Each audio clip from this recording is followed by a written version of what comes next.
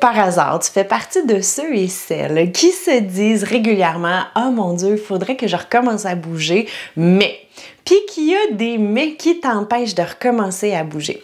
Si tu te reconnais un peu dans cet énoncé-ci, je t'invite à écouter cette vidéo-ci. Je vais te parler de 3 blocages mentaux qui t'empêchent de bouger ou qui t'empêchent de, je vais dire, maintenir une routine de mouvement dans ton quotidien. Avant de te présenter ça, je me présente moi-même. Mon nom, c'est Dominique Rainville. Je suis kinésiologue et kinésithérapeute. Mon objectif dans la vie, c'est vraiment pas compliqué. C'est de te donner le plus de trucs possible pour pouvoir avoir un mode de vie sain, prendre soin de toi et puis être capable de faire toutes les activités qui te donnent des papillons dans le ventre le plus longtemps possible. Donc, on parle des 3 blocages mentaux qui t'empêchent de bouger ou de continuer à bouger longtemps. Donc, le blocage numéro 1 que je vois souvent, c'est la peur. La peur d'aggraver la situation, la peur de ne pas faire la bonne chose, bref, toutes ces choses-là qui t'empêchent de juste te mettre en action. Si tu te reconnais, si tu te dis « Ouais, c'est vrai, moi, j'hésite de bouger parce que j'ai peur de faire la mauvaise chose », premièrement, dis-toi que tu n'es pas tout seul. Je vois souvent des patients comme ça qui ne savent plus trop quoi faire et qui préfèrent ne rien faire plutôt que d'essayer des choses. Donc, si tu fais partie de ce groupe-là, la première des choses que je te propose, de un, c'est de peut-être de consulter quelqu'un, de consulter un professionnel qui va pouvoir t'accompagner, peut-être évaluer là où tu en es rendu, c'est quoi ta situation actuelle à toi, et puis pouvoir te donner un plan de match vraiment adapté à tes besoins. Si consulter un professionnel, c'est pas une option pour toi, l'autre chose que je te propose, c'est de commencer petit, d'essayer quelque chose. D'essayer quelque chose, je vais dire de tout petit, comme par exemple aller marcher. Mais là, ce qui arrive souvent, c'est que les gens, quand ils commencent quelque chose, ils commencent pas petit. Donc, si je te donne encore l'exemple de marcher, des fois, ils vont se dire, bon, ben, je vais commencer à aller marcher, mais on va marcher une demi-heure, 45 minutes, et puis là, des fois, c'est là où la douleur va augmenter. Donc, commencer petit, ça veut dire essayer une petite bouchée à la fois pour voir si ça marche ou si ça marche pas. Fais-toi-en pas, ton corps, il va te le dire si ça fonctionne ou si ça fonctionne pas pour toi.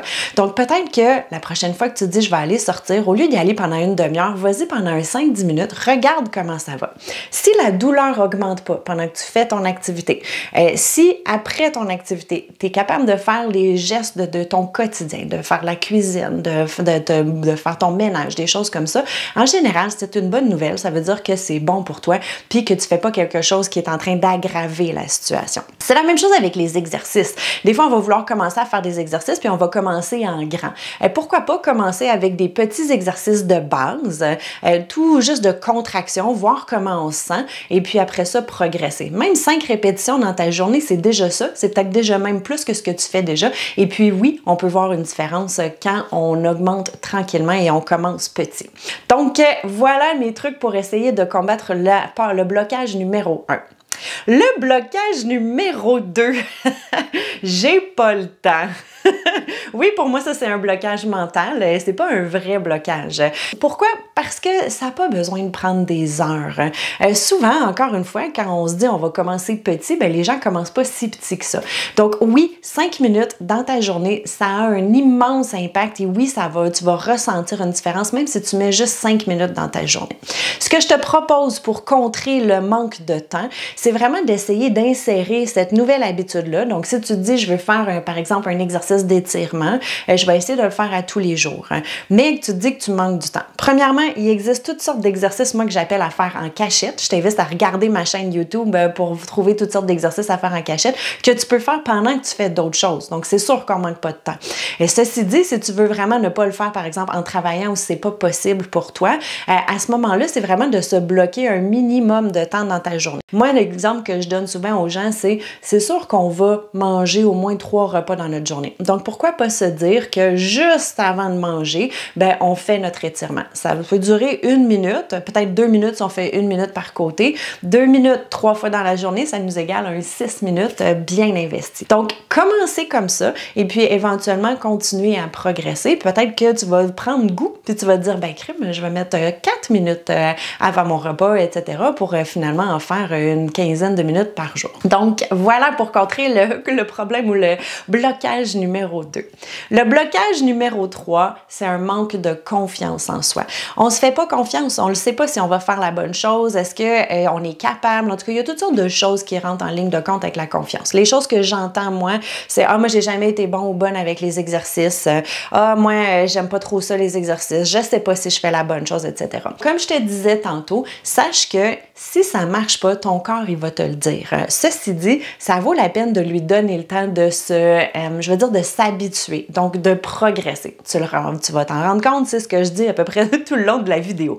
De commencer petit, de voir comment ça va, puis de progresser au fur et à mesure. Non seulement ça t'aide à combattre la peur, ça t'aide avec le manque de temps, mais ça t'aide aussi à prendre confiance.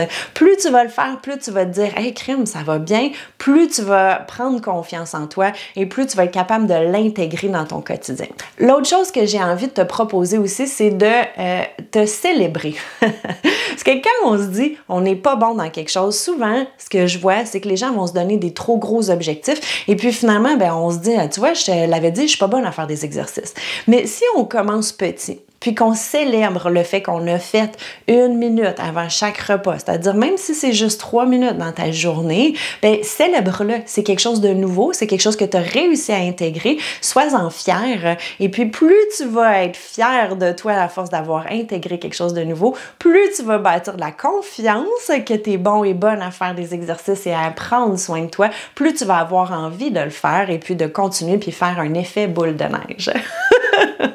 Donc, en résumé, ce que tu as vu aujourd'hui, les 3 grands bloquants que je vois qui empêchent les gens de commencer à bouger. Le premier, la peur. Le deuxième, le manque de temps. Et le troisième bloquant, c'est le manque de confiance. Donc, en mot d'ordre, commence petit. Fais-toi confiance, essaye des petites choses. Si tu as besoin d'être accompagné, sois accompagné. Si tu as besoin des idées d'exercices à faire en cachette, je t'invite à télécharger le document gratuit que je t'offre avec différents exercices à faire en cachette ou presque. Comme ça, tu pourras recommencer et puis prendre confiance au fur et à mesure avec ces exercices-là. Si tu as aimé la vidéo, je t'invite à liker, à partager si jamais tu connais quelqu'un qui pourrait bénéficier de ces conseils. Et puis surtout, je t'invite à arrêter la vidéo puis à commencer à intégrer du mouvement dans ton quotidien.